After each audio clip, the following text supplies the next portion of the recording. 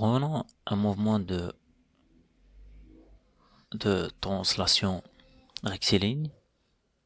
Donc il a lorsqu'on parle d'un mouvement rectiligne, c'est un mouvement ayant trajectoire suivant une droite.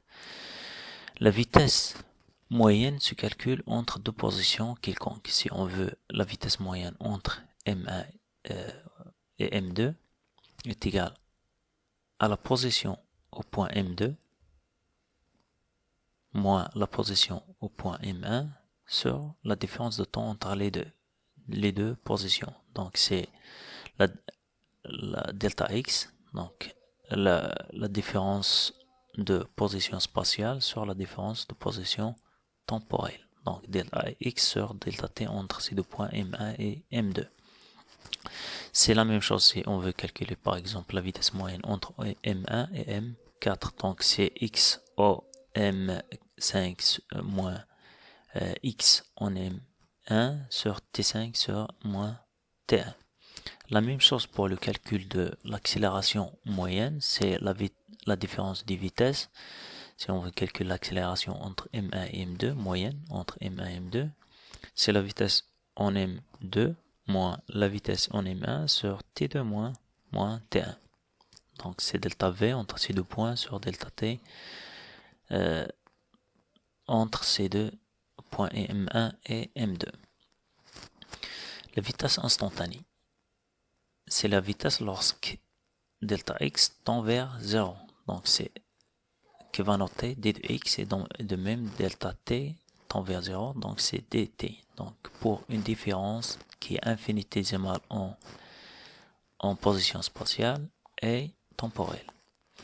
Si la vitesse est une fonction qui dépend de temps qui est connu, donc de même x doit être connu par intégration de cette fonction-là. Donc v est égal à d de x sur dt, v est égal à f de t.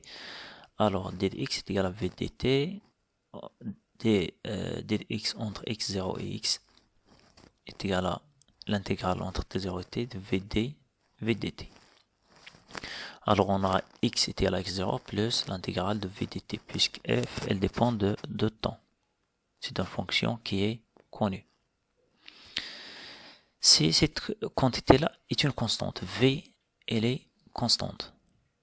Donc on aura v qui va sortir de l'intégrale, on intègre seulement dt qui va être égal à t moins t0 fois une constante qui est v.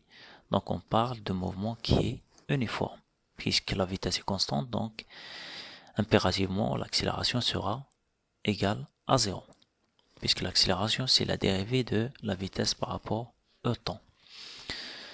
Donc l'accélération instantanée est égale à la dérivée de la vitesse par rapport au temps, donc c'est la vitesse infinitésimale sur de même la variation infinitésimale de temps. Si le mouvement est rectiligne a une accélération qui est constante, a est constante, donc on aura v qui est égal à l'accélération fois t, ou t moins t0. Donc c'est ce qu'on appelle le mouvement uniformément varié. Donc il y a deux cas. Si v croît avec le temps, donc on aura v, le produit scalaire de la vitesse et l'accélération, il est positif. On dit que le mouvement est accéléré. Donc il y a ajout de la vitesse à chaque instant que le mobile est en mouvement. Donc il y a accélération. C'est à l'inverse, v décroît avec le temps, donc ils sont dans deux sens inverses, l'accélération et la vitesse, donc leur produit scalaire est négatif, on dit que le mouvement est décéléré. Si l'accélération est une fonction de temps qui est connue, donc elle n'est pas déterminée, n'est pas constante, donc on a a et l'accélération est égale à d de v sur dt, la dérivée de vitesse est égale à l'accélération fois dt, donc si on intègre v est égal à v0 plus intégrale de l'accélération fois dt entre t0 et t. Donc on peut relier l'accélération à la position x par le fait que l'accélération est égale à d de v sur dt, donc c'est la dérivée carrée de x sur dt carré. Et on peut de même relier la vitesse et la position par une autre relation, d de v est égal à l'accélération fois dt, c'est, on remplace, c'est, donc d de v, c'est, on multiplie par v, vd de v est égal à l'accélération fois dt fois v. La vitesse, c'est la dérivée de x par rapport à t, on simplifie par dt, on aura a fois dtx est égal à v fois d de v. Donc v fois d de v est égal à a fois d de x. Voilà. Donc c'est vd de v est égal à a fois d de x. Alors c'est on intègre. On aura vd de v, c'est la primitude de 1 demi v carré. Donc c'est 1 demi v carré moins 1 demi v 0 au carré est égal à l'intégrale de a d de x. On va prendre un exemple, une particule qui se déplace selon l'axe x, de telle sorte que sa position à chaque instant est donnée par x est égal à 5t carré plus 1, où x temps mètre, t en seconde et y est égal à 0. Question 1, calculer la vitesse moyenne dans l'intervalle de temps comprenant de 10 et 3 secondes, donc 2 secondes à 3 secondes de ce mobile-là. Et de même, la vitesse instantanée lorsque le temps est égal à 2 secondes et l'accélération instantanée. La vitesse moyenne entre ces deux positions, c'est x de 3 secondes moins x de 2 secondes sur 3 secondes moins 2 secondes. On remplace, on aura 25 mètres sur 1 seconde, donc c'est 25 mètres par seconde qui est la vitesse moyenne instantanée. C'est égal à dx sur dt, c'est égal à dt, donc si on dérive, 5t carré c'est dt. Donc, lorsque t est égal à 2 secondes, c'est 20 mètres par seconde. C'est la vitesse instantanée lorsque t est égal à 2 secondes. L'accélération instantanée, c'est la dérivée de la vitesse par rapport à t. Donc, c'est la dérivée de dt, c'est 10 mètres par seconde carré. On va voir maintenant un exemple d'un mouvement rectiligne. Donc, OM est égal à 3t porté par EX, 2t porté par EY. À partir de ce vecteur position, on peut voir l'équation de la trajectoire. Donc c'est 2t, x et y est égal à 2t, x est égal à 3t, donc on aura y est égal à 3 demi x. Donc sa trajectoire c'est une droite.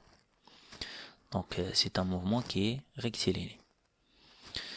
Donc si on veut dessiner la trajectoire, elle est donnée sur cette format t est égal à 0, x est égal à 0, y est égal à 0, t est égal à 1, x est égal à 3, y est égal à 3. On peut la dessiner comme ça. La vitesse, c'est la dérivée de vecteur position par rapport au temps, donc c'est 3 porté par x plus 2 porté par y. Donc elle est constante.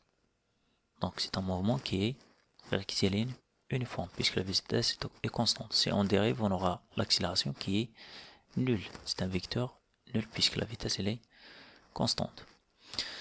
Deuxième ou troisième cas, c'est un mouvement rectiligne uniformément varié. Donc on a le vecteur position qui est donné par cette équation là, là. Donc si on veut dessiner la trajectoire de mouvement de ce mobile là, elle est donnée sur cette format t est égal à 0, vx est égal à 6, vy est égal à 4 et ainsi de suite. Calculons la vitesse est égal à 1,5 fois cette quantité là par ux, donc la vitesse reste dépendante de temps, donc elle n'est pas constante. Calculons de même l'accélération, elle est constante, est égal à moins 1,5 fois ux moins ey. Pour connaître la nature de ce genre de mouvement, c'est un mouvement tout d'abord qui est uniformément varié. Pour voir s'il est accéléré ou décéléré, on va faire le produit scalaire des deux, de la vitesse et l'accélération. Donc si on fait le produit scalaire des deux là, on aura une quantité qui est